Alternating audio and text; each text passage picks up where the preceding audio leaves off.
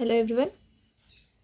In this video we are going to see the unit 4th, and in this lecture we discuss some special congruences.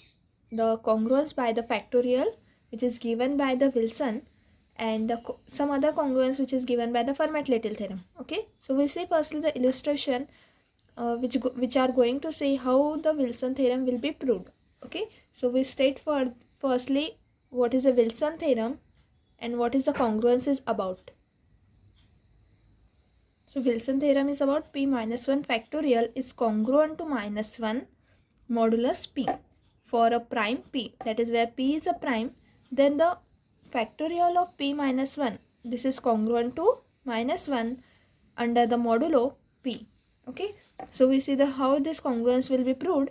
Now firstly we see the illustration method that involves how the process we can apply to prove the Wilson theorem. Okay, so we take for p equals to 11, consider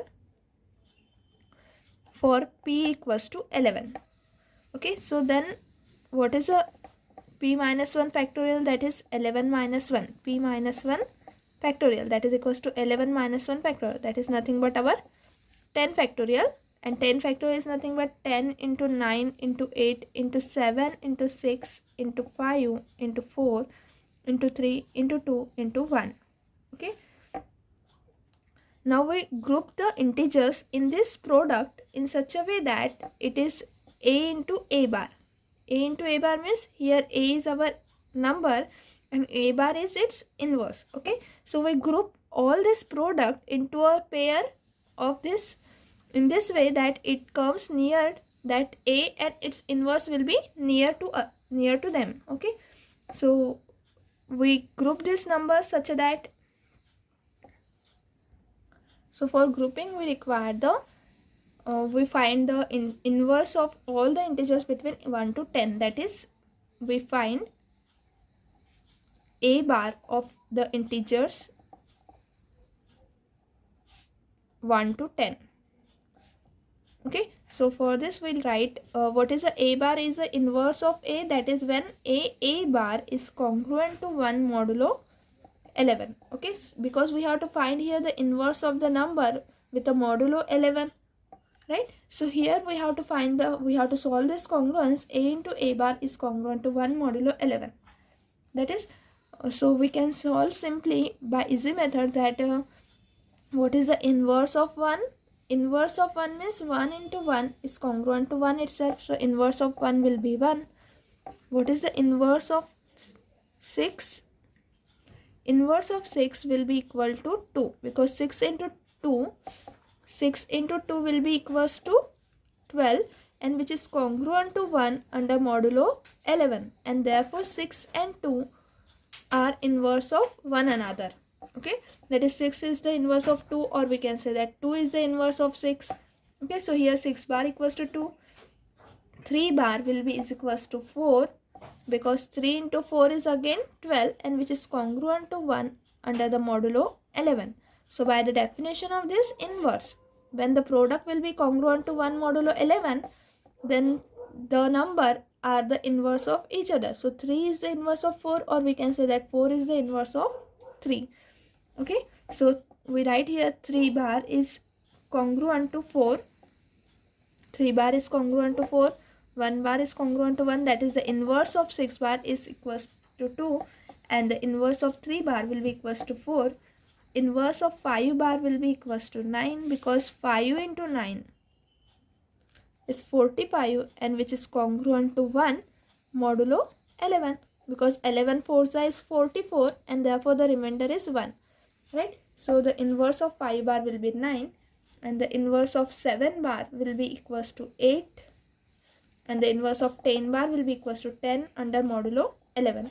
Okay, so similarly we can say that 7 8 is 56, and therefore when we take the 7 into 8, which is 56, which is congruent to 1 modulo 11, right? And similarly when 10 into 10 will be is equals to 100, so which is congruent to 1 modulo 11, because 11 9 is 99, and therefore it is congruent to 1 modulo 11. Okay, so we have right here all the inverse, that is the inverse of 1, inverse of 2, inverse of 3, and 3 is the inverse of 4. So 5 is the inverse of 9 and 9 is the inverse of 5, right? So we have now we can pair all the integers in this product such that we can write in a pair a into a bar, that is a into a inverse. Okay, so what should be the product will be equals to now? Now the numbers, we know that here 1 is the inverse of 1 and 10 is the inverse of 10 itself. Okay, so the numbers, what we can say, the numbers 1 and 10, which is nothing but our p minus 1, right? Because this is 10 will be equals to p minus 1, have their own inverses. Now the remaining 8 integers can be paired as, now we can pair remaining 8 integers and write the product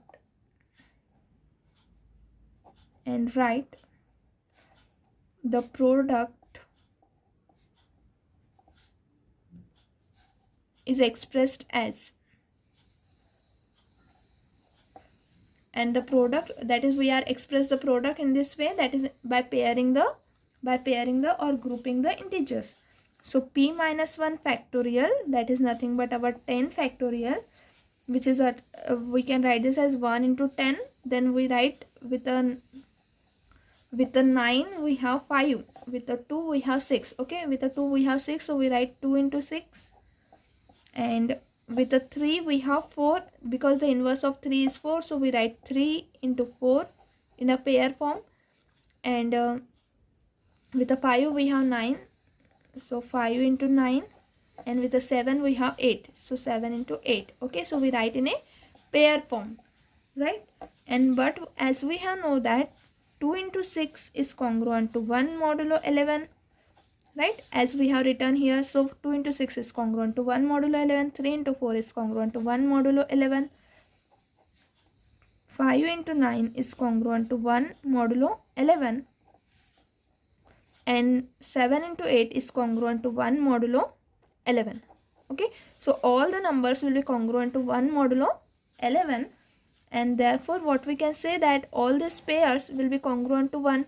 So what remains is here 1 into 10 is remained. So we have p minus 1 factorial is congruent to 10 factorial, which is equals to 10 into 1 or 1 into 10 modulo 11. Okay, because all other integer will be congruent to 1 modulo 11. So this is 10 congruent to 1 modulo 11, and this is congruent to, now 10 is congruent to minus 1 modulo 11, right? So whenever we have 10 congruent to modulo 11, we can write this as 10 is congruent to minus 1 under modulo 11. So what we can write this as, this is congruent to minus 1 modulo, this is our p. Okay, so we can write here congruent to minus 1 modulo p. Okay, so that is the theorem we have in a Wilson theorem, that p minus 1 factorial is congruent to minus 1 mod p, and same we have proved here that p minus 1, that is we have p minus 1 factorial will be equal to or congruent to minus 1 modulo p, and this is nothing but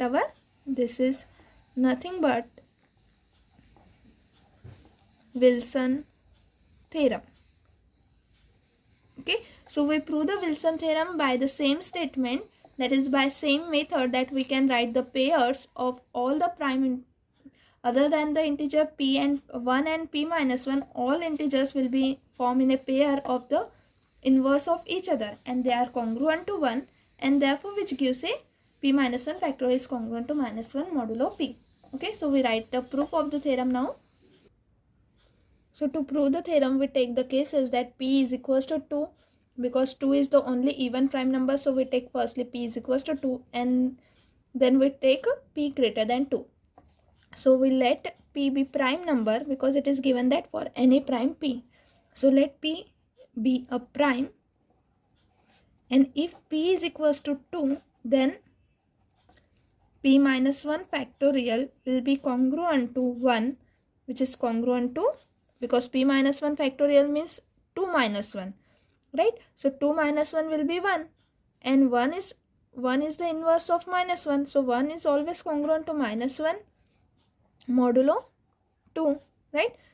1 and minus, that is 1 is congruent to minus 1 under the modulo 2, and this is congruent to, because 2 is our p, so we write minus 1 modulo p. So we have the given statement that p minus 1 factorial is congruent to minus 1 mod p, and hence we can say that, hence the theorem is proved for p is equals to 2. Theorem is proved for p is equals to 2. Now we take the case where p is greater than 2. Okay, so we assume that p greater than 2. Now for this we have p minus 1 factorial can be written as, we write this in a 1 into 2 into 3 and so on, p minus 2 into p minus 1, because before p minus 1 there comes a p minus 2, right? That is p minus 1 minus 1, so it is p minus 2, right? So here we have the numbers, all the products up to p minus 1. This is our p minus 1 factorial. Now as we have seen in the illustration, we group the integers from this list such that any integer between this will be the inverse of other. Okay, and also we know that 1 is the inverse of itself and p minus 1 is the inverse of itself. Okay, and also we know that for any integer a in a product with 1 lesser than or equal to a less than equals to p minus 1, that is from any integer between this product 1 to p minus 1, we know that we have the GCD of a comma p will be equal to 1, because all the integers were lesser than p and this p is a prime number, so GCD of any number with a prime number is always equals to 1, right? As we have seen that 2 comma, if p is equals to 5, then 2 comma 5 will be, the GCD will be equals to 1, 3 comma 5 the GCD will be equals to 1, right? And 4 comma 5 the GCD will be equals to 1. So in the same manner we can say that the GCD of any number with a prime number will be equals to 1. Hence by theorem we can write that because the GCD will be equals to 1, therefore we have Ax congruent to 1 modulo p has always a solution, because the GCD of a comma p is 1, okay, and which divide 1 also. So this equation, that is this linear congruence, always has a solution, and this implies that Ax congruent to 1 mod p, and then x will be equals to a bar, that is x must be a inverse of a. If it has a solution, then x will be our inverse of a, okay, and therefore what we can say that every number between this product will have the inverse, and this inverse, that is this x, will also be lies between 1 to p minus 1, because a is lies between 1 to p minus 1, so its inverse will also be lies between 1 to p minus 1. Okay, so we can say here that by theorem Ax congruent to 1 mod p has a unique solution, that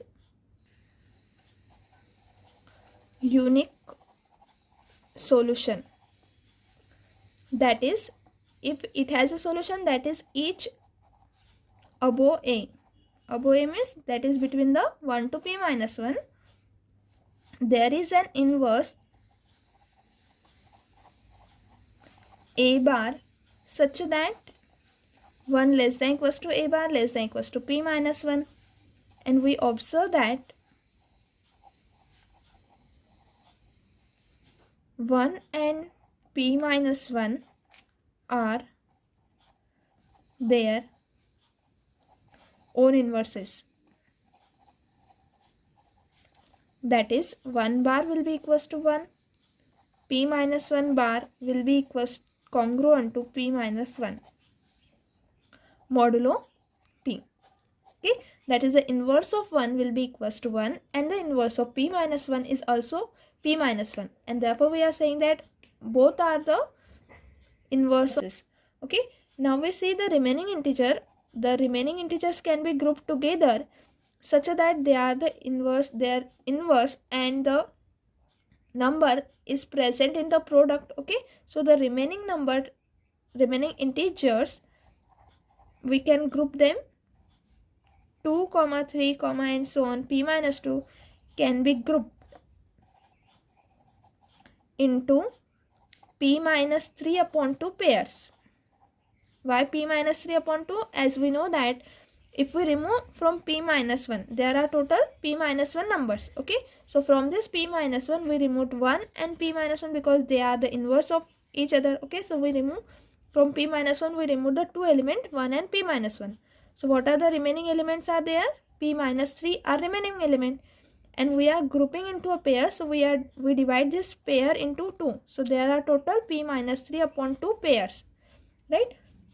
So this all the P minus 3 upon 2 pairs of the form, that is they are the inverse of each other. A bar, okay, with A bar will be congruent to 1 modulo P, that is they are the inverse of each other, therefore their congruence will be 1 modulo P, and therefore what this implies, 2 into 3 and so on, P minus 3 into P minus 2 will be congruent to 1 modulo P. Okay, so this all the product will be congruent to 1 modulo P, because in this product there is the inverse of 2 and its inverse will be present in this product, 3 and its inverse will be present in this product. Okay, so this product will be congruent to 1 modulo P. So what this implies that our equation, we give this as equation number 1. So our equation 1 implies P minus 1 factorial will be equals to 1 into P minus 1, and this set 2 into 3 and so on up to P minus 2. This set will be congruent to 1 and this set will be as it is. So 1 into, that is this is congruent to 1 into P minus 1, and this set is congruent to this 1 modulo P. Okay, so we have this is congruent to modulo P. Okay, so this product will be congruent to 1 into P minus 1 modulo P, and 1 into P minus 1 will be P minus 1 modulo P, and P minus 1 modulo P will be congruent to minus 1 modulo P, since P minus 1 is always congruent to minus 1 modulo P. That is, whenever we have the number which is minus 1 under this modulo P, then we have it is congruent to minus 1 modulo P. So P minus 1 factorial is congruent to minus 1 modulo P. Okay, so here we have the proof of the Wilson theorem. Now what the Wilson theorem is saying, that when P minus 1 factorial is congruent to minus 1 modulo P, where P is a prime number. Now if we have for any, what is the converse of this theorem? If we have for any integer n minus 1 factorial will be congruent to minus 1 modulo n, then can it implies that n will be a prime number? Okay, so the converse of this theorem, that is, for if we have for any integer this congruence will be satisfied, then that integer will be a prime number or not. So the Wilson theorem says that this converse is, the converse of Wilson theorem is also, converse of Wilson theorem is true, and the converse is that n minus 1 factorial is congruent to minus 1 modulo n when n is, then this implies that for any integer if this is true, then n is a prime number. Okay, so this theorem may be used to find that whether a given number is a prime number or not. If it satisfies any given number, if satisfy this n minus 1 factorial congruent to minus 1 modulo n, then that given integer will be a prime number. Okay, and thus we can say that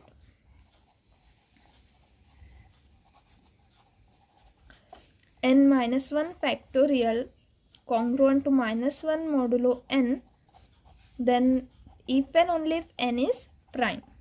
Okay, that is we assume the converse and the Wilson theorem, then this combining these two we get that n minus 1 factorial is congruent to minus 1 modulo n if and only if n is prime. So this result will be useful to check that whether given number is a prime number or not. Okay, So this is our Wilson theorem, and in the next lecture we are going to see the Fermat-Little theorem.